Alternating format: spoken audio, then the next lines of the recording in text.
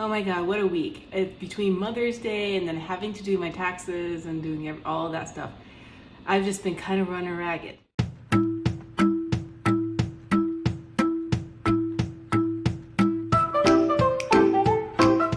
know that I promised you guys a Gyudon, like a Yoshinoya type beef bowl, and that's actually really, really simple to make. So I'm gonna make this like a really quick and easy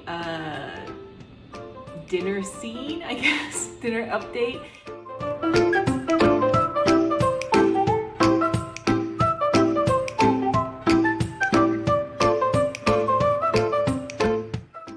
Back to our regular setup, we have our little stove and our smaller frying pan because I'm only making it for one. The nice thing about making this kind of dish is that you really can kind of portion out all the ingredients and just make enough for yourself, so you don't need to make a large kind of portion that then you need to like you're stuck with leftovers and stuff. Interestingly enough, let me show you what you can actually get in most like Asian supermarkets with their freezer section. So here locally I can get it at my Japanese market, but I can also get it at the Korean market. So let me show you this.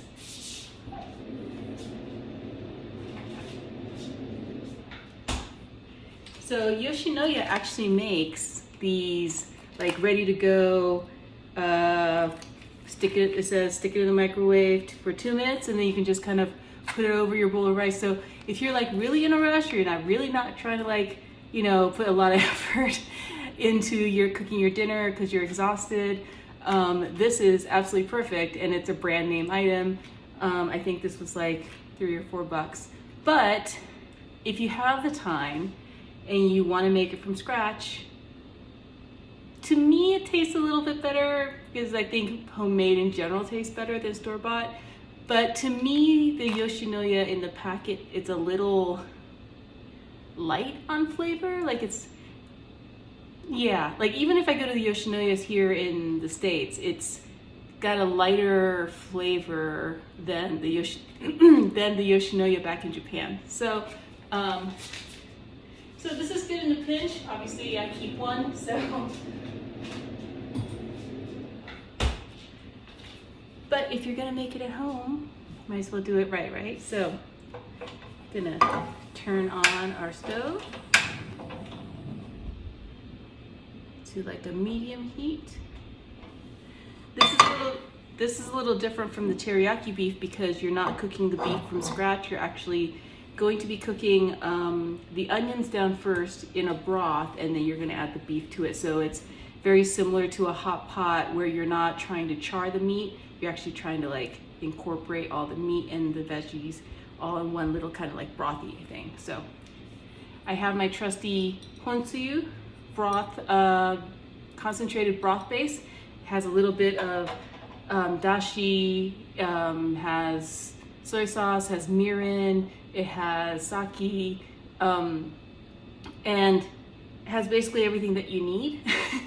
It's a little bit different, obviously, from the teriyaki because the teriyaki was just like straight up soy sauce and some sort of sweetener, and then like a little bit of mirin and sake, but it was meant to be kind of cooked down to like a thicker sauce as opposed to a broth. And this is more of a broth-based thing. So I'm gonna add the honsuyu. And again, this is a concentrated base, so you don't necessarily want to use the whole thing. But what you can do is add a little bit of water.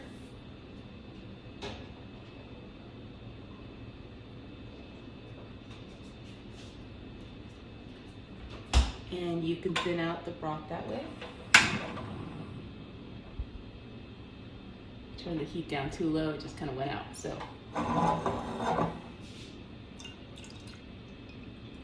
And that's how that honsuyu broth concentrate is supposed to work.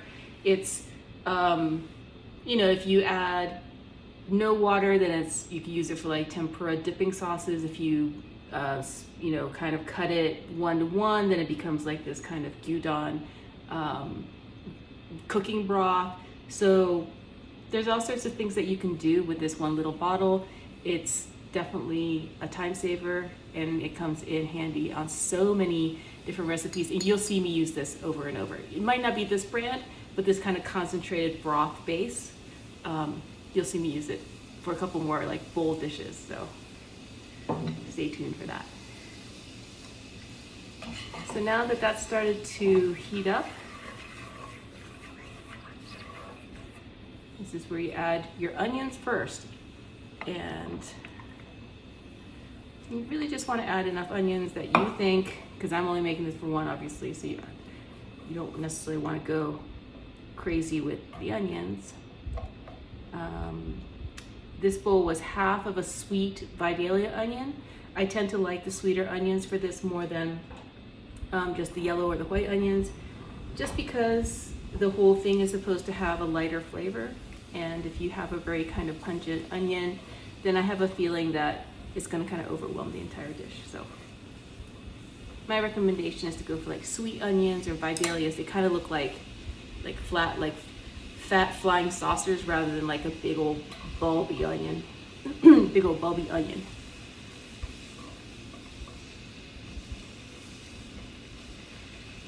So kind of like what I've mentioned in my past recipes when you do Japanese, is this is like a perfect time to add your own unique kind of like flair. So if you want this to be spicy, which isn't traditionally Japanese, you can add some gochujang, or some red chili paste, or red chili flakes if you want. Like I said, it's not traditionally Japanese, so I don't tend to do that. But if you want to add like some grated ginger, this would be a good time to add that in. I like having my ginger separately, which you'll see later once I like put it all together. So I just kind of like to leave the base flavor for my gyudon about the same as like what's in the bottle. Now, if you don't have a bottle of honsuyu, or you really are a stickler for making this from scratch, it's the same kind of base as like most of the Japanese kind of master sauces. So it's soy sauce, mirin, sake, and sugar, or some sort of sweetener. And then some dashi just to kind of thin it out. And dashi is bonito broth. You can actually buy it in powdered form. But if you want to be even more authentic, you can make your dashi from scratch, which is like you make it with kombu seaweed sheets and dried shaved bonito flakes, which you can buy in packets, and then you kind of like cook that down in some hot water, kind of like you would do like any other kind of broth. But dashi is one of those things that you would use as a base for like your miso soups and most other kind of Japanese dishes. Like that's what gives us that kind of special umami flavor, I think, that you can't get from like just soy sauce and sake and mirin.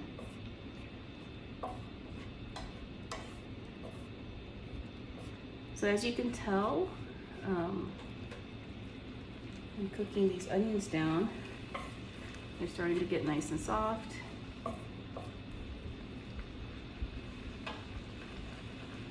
And as this is continuing to cook,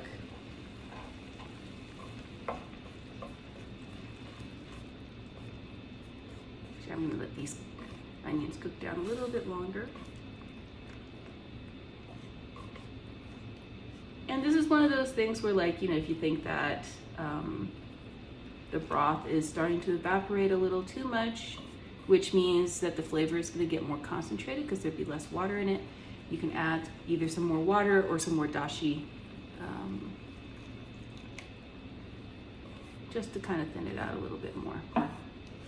And if you find that you've added too much water, you can always go back and add a little bit of that concentrate. So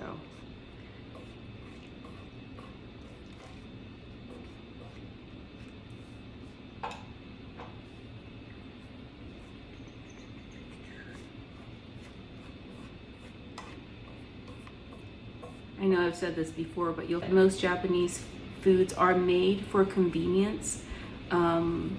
If you don't want to cook from scratch, or you live alone and you don't want to cook, you know, and have a bunch of leftovers, because Japanese apartments and kitchens are like relatively small. Like you're gonna find larger, you know, like rich people houses everywhere, like you do here in the States. But a traditional Japanese home isn't very large, and because of that, like the kitchen space is kind of limited. Fridges are nowhere near the size of American fridges, so you kind of want to make sure that you're only making enough for like what you kind of need, and maybe like for your bento box the next day. But that's kind of it. Okay, so now that this is kind of cooked down and you can tell that it's soft, we add our sliced ribeye. This is shabu shabu thickness, which is the thinnest slice, which, as you know, is my favorite. So.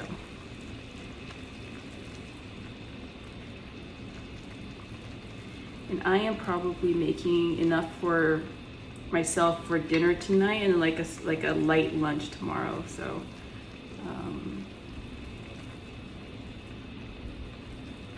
yeah.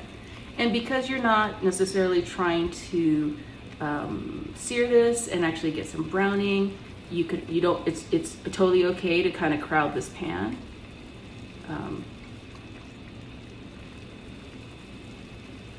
Because it's just going to cook down anyway.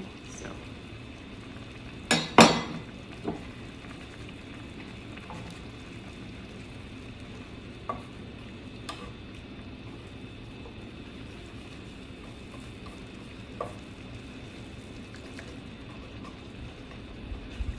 See, now if you're a Yoshinoya kind of guy or a beef bowl kind of guy, you can kind of already see this coming together, right? Add a little bit more heat.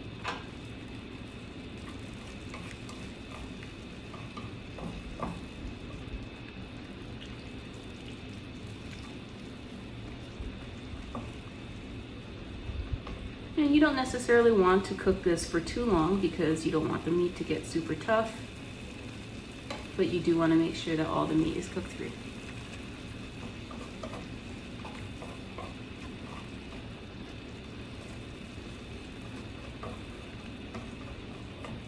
This is also a great time to do a little taste test to make sure that the broth is the right flavor for you. Some people obviously like their broth a little bit on the more soy saucy, kind of closer to teriyaki style. Some people like to keep their, you know, gyudon a lot like American Yoshinoya, which is very light. So let me keep that cooking, and let me get a little spoon so I can taste that.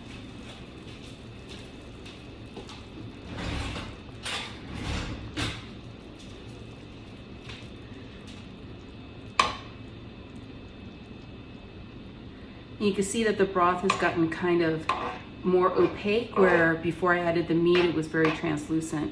And that's, you know, that's your yummy beef juices.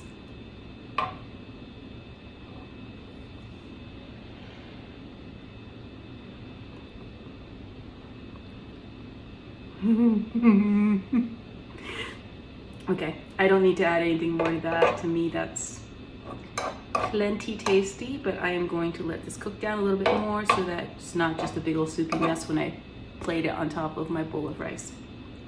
So I'm gonna let this cook down just a little bit more just to get some of the moisture out. And I will go and get my bowl of rice ready to go, and I'll let you know what this looks like when it's all put together in presentation style. Okay, so I'm back and I've got my bowl of rice and little bowl of miso soup to go along with it, and I've got my gyudon topping, and then I've got some green onions right here, which I'm going to toss in as a last minute addition, just to kind of brighten up the dish a little bit. You can turn off the heat now.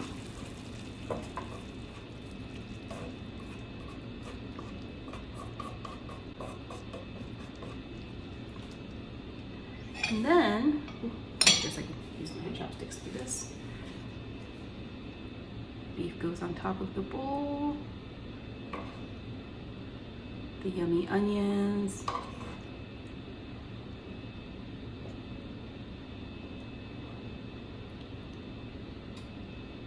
Yeah, and I definitely have enough for like a little light lunch for tomorrow that I can do with like a smaller bowl of rice. Okay, let me move this out of the way. I almost like this stove more than the big stove I have in the back. And then this is some pickled ginger. Now this is different from the pickled ginger that you see at like the sushi place. That is like a sliced, like light pink or uncolored ginger. And that's usually pickled in like sugar water. This is just pickled in salt. So it's gingery, but it's also a salty condiment. And it goes really well with the gyudon because it cuts some of that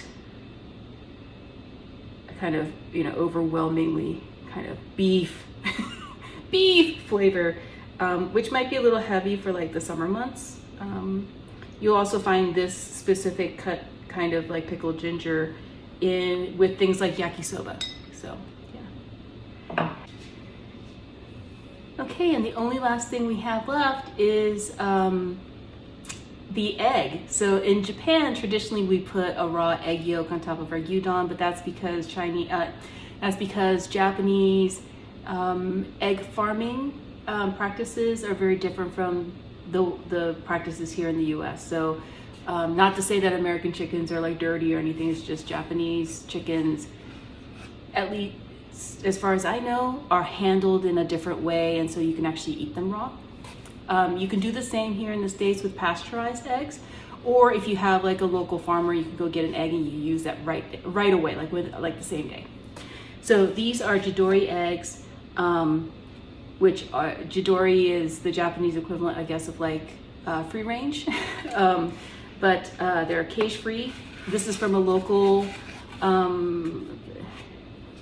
chicken farm in California, and so if you are not a raw egg person, you can totally poach this. You can do like a soft boiled egg, or or even do like a fried egg, kind of like Hawaiian, like loco moco style. But I personally wouldn't recommend doing like a hard boiled egg. I think that the point of using an egg in here is that you want this kind of silky, creamy texture to go along with the beef. So if you don't want to do raw or soft-boiled eggs, and that's kind of not your thing on a texture level, then I would just skip the egg altogether rather than like try to put a hard-boiled egg on there. Like, this is not the time to put like a ramen egg in. I don't think that you'd get the same result. So that goes right on top. This goes away. And that's my quick and easy gyudon dinner. So it's very, very tasty. I've got the pickled ginger in there. I've got the raw egg yolk. I've got the really, really yummy beef and onions, and then the green onions on top of that. It's a lighter flavor than teriyaki beef, but it's still very, very filling. And then obviously I have the miso soup that goes along with that. So I'm gonna go and have dinner now and then pass out because it's been a long, long week. I hope you guys have an amazing rest of your evening and rest of your week, and I will see you again soon.